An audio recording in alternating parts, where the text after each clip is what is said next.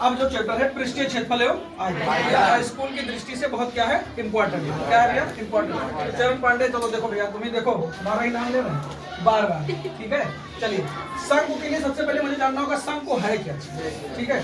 तो शंकु उदाहरण के तौर पे हम कह सकते हैं कि देखो ये जो है शंकु है, ये क्या है भैया, अब शंकु को हम कह सकते हैं जोकर की टोपी।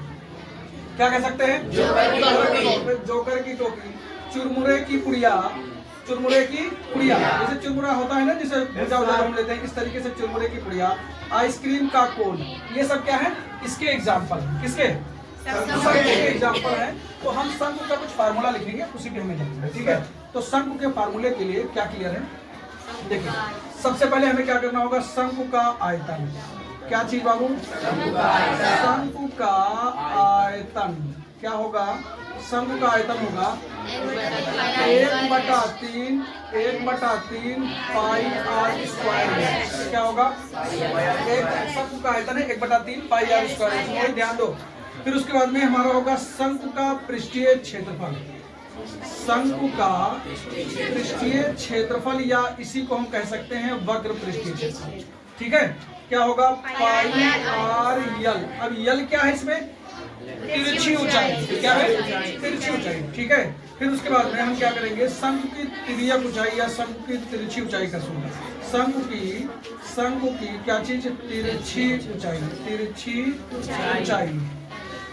देखो L बराबर under H square plus R square. ये वही कहाँ से मिला भैया, ये हमें कहाँ से मिला है, ध्यान दे दीजिए, वही पाइथागोरस प्रमेय। जैसे ये मेरा शंकु है, ये देखिए ये क्या है, शंकु। अब शंकु में ये जो हमारा यल है, ये क्या है, एल है, और ये हाइट जो है ये सीधी ऊंचाई है, और ये हमारा आर है। तो अब हम जब जानते थे पाइथागोरस प्रमेय लगाते थे, जैसे समकोण त्रिभुज होता था तो उसी में हम पाइथागोरस प्रमेय लगाते हैं। अब देखो ये हमारा क्या हो जाएगा, कर्ण, तो कर्ण का स्क्वायर बराबर आधार का स्क्वायर प्लस लंब का स्क्वायर, उसी को किया गया। इसका स्क्वायर हटा है तो यहाँ पर क्या लग गया, अंडर, ठीक है, यही चीज है। अब इसमें एक और चीज मुझे जानने की जरूरत है, परिध जरूरत पड़ती है। परिध क्या होता है, परिध बराबर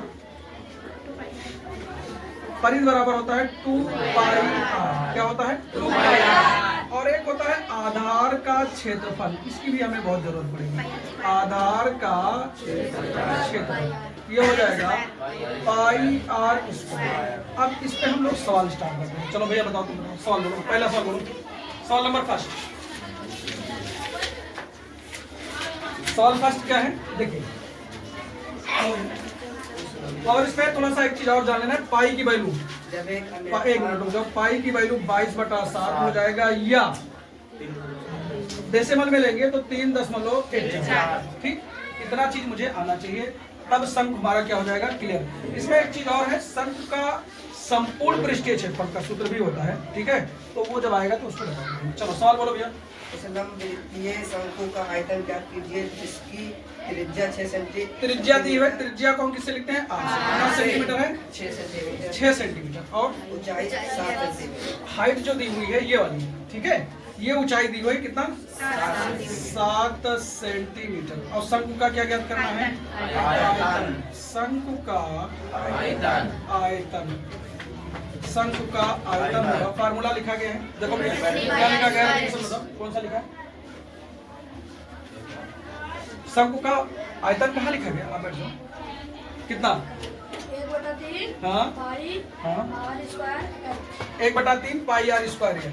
बस इसी फार्मूले को हमें क्या करना है, अप्लाई कर देना है, ठीक भैया। देखो 1/3 ऐसे रहने दीजिए, पाई की वैल्यू 22/7, ये लिखा गया है, या डेसिमल में लिख सकते हैं, अगर दिया होगा कि नहीं दशमलव में प्रयोग करिए तभी हम प्रयोग करेंगे, ठीक, नहीं तो 22/7।